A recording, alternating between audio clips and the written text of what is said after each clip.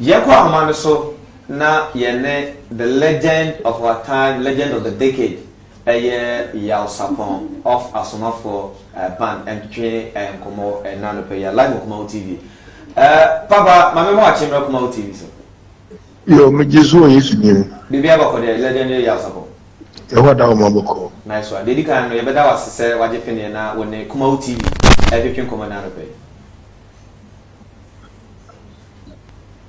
Machatumeka. Achamutonka. Okay. Yenya news bi ohana ya pesa confirm ma ya no kre wo mu no ye hu no enya no kre to a ye hu. Ye se obabema bi wa de ababon tin se ne ne ye ne bibia ti se Shatawale ntino wan kasa wan ikne mu no Shatawale. Oh, me pachopi no kro bi ni sa asem no mu. But what is answer ni bi? Me ntimi kwa me first time I meet ya ni se ne me information say mo be interview about that. Me ngo bebia we flesh akwala bia na ya santu ni bi say o Shatawale extreme but that bibia sans. Na what ya yesi we what for interview bi o YFM? Yeah, my interview YFM. Every time say ho na news source ni ba say o ko kan say oba no ne bibia ti say Shatawale ntino. Oh, Debbie. No, be some say, me mama woman. Omofa menum to an say, because no movie that I didn't think I'm Sako de Ayum, no head live system. So, me bakra Mauna coming or no, almost are getting to better 30 years or no. Shatawale Yumuna Otto. Ye Kobe Bini of your Betulima Shatawale Yumuna Otto. Nanyasa Mawo bad enough to Shatawale, David. Yeah. Yeah, over to my confirm we so my yes say on the latter side on next songs are Eba Ibenya Samini also Ibenya Stone Boy Kofi Kinata also. Next I buy Samini also Stone Boy also and I was Kofi Kinata also even cry nana much did cry in Namkwemua Yenene Kasa no to Baba Bet Jonas Babasu. But I know Monku Kokuja Sydney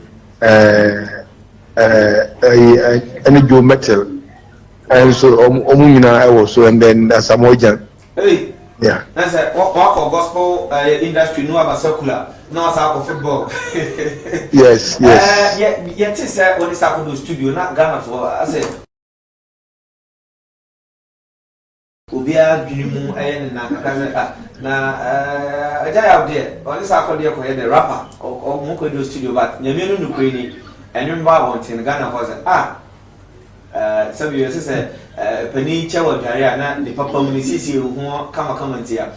And you know I want here a over beer talk chance. Then I'll come for only Sako de Colabo Ghana for Jatu. Oh, Sako de maybe our Tonymuna fancy big and Bible so chese yenko abontin na yenko fa nipa omo ayira numra mbise ko bimpo susu se Sako de nanyuma woto no enya de a ehye ewade ni monyamo na se o memeni ni mi no kambo mu ne ya ne nkofo ni na nso bi hu nyankopon ni monyam. That's the reason why kambo mu aye. Enti ayena ushia Sako de for the first time. In fact o program wo America and o mu bisa nze nanyuma de na ono so fi anyum be no ti no so wonde ya sapon nyum na uti na mo se ya sapon e gospel no se but nyum na uti e fi ne nkola be ma apina enti eno na ma me de hwehwe no e na ono so accept so ba beto nyum na oba ya beto we de na ebi muso ni se ne nim se kanyo no de o de on pa bo gu ho a woro obut onto nyum bi de enti ene se nyum na ba sisi ya no amon che se enshada and projecting Yakopon. Yere time I started to gospel every season. Na and Numa Bay say, oh, we are difference no Bibi woman. Where the Mepamuchopi na Masada studio near the Sanko because you will like it from my presentation as the camera near the nation, Mr. Nipa Bibliatracia. Inti enka emrepemu no miwia mefre o producer nanka because I have a lot to say about my career. Wow. Any idea nanka matombo na say the nipa equation no I say obi ehwe me say me the phone but when you be going the idea as about many over and you're going to show up once again new that's it I said you can say why busy pana or opponent the time no crack and my until some of them want to say as suppose say or the bar up to a year shatawale no cribia ending and we say some of your entry watching live on Facebook and Henry and Kama any DJP Fresh was watching you live Grandmaster. This is AP Fresh and a Queen watching us live on Facebook and no Eddie. And also wait to me the what they are about and I will tell you the message about show so now.